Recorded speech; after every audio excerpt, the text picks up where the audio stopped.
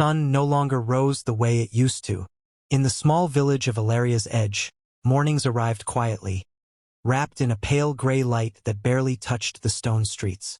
Once, the sun had painted the rooftops gold, warmed the fields, and filled the air with life. But now, it lingered behind thick clouds, as if afraid to fully appear. At the center of this village stood a young girl named Leora. She was no different from the other villagers at first glance. Slender, quiet, wearing simple clothes stitched many times over. Yet there was something about her presence that made people pause, even if they could not explain why. When Leora walked through the narrow streets, lanterns seemed to glow a little brighter. Shadows retreated just slightly. Leora had been an orphan for as long as she could remember. She lived in a small wooden house at the edge of the village, where the forest began to whisper at night. Every morning, she stepped outside and looked toward the sky, hoping, praying, that the sun would return to its former brilliance. But each day, the light felt weaker, colder, more distant. The villagers spoke in hushed voices about the fading sun. Crops were growing slower. Nights were stretching longer. Fear moved silently from home to home, settling into hearts like an uninvited guest. Elders blamed ancient curses. Others spoke of forgotten magic. But no one had answers, except, perhaps, Leora. She first noticed it on a morning unlike any other. As she carried water from the village well, her fingers brushed against the cold metal handle. Suddenly, warmth spread through her hands. Not the warmth of effort, but something deeper, something alive. A soft glow appeared. Startled, Leora dropped the bucket. Water spilled across the ground, but she barely noticed.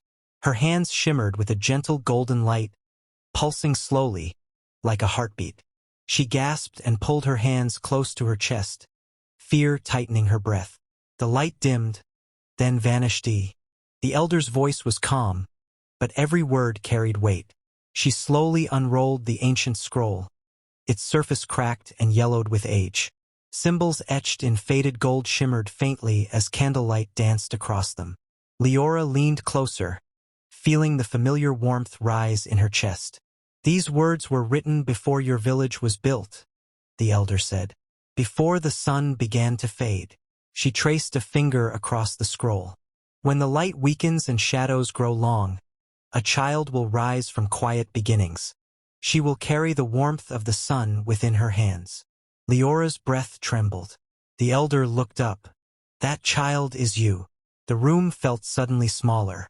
Leora wanted to deny it, to run, to hide. But her glowing palms betrayed her fear. The prophecy spoke of a relic called the Shard of Dawn, hidden deep within the crystal mountains. Only the bearer of light could awaken it. Only through sacrifice could the sun be restored. "You must leave the village," the elder said softly. "If you stay, darkness will follow." Tears filled Leora's eyes. "I'm not ready," she whispered. "No one ever is," the elder replied. "But the light chose you because you are strong enough." Outside, thunder rolled in the distance. The journey had begun.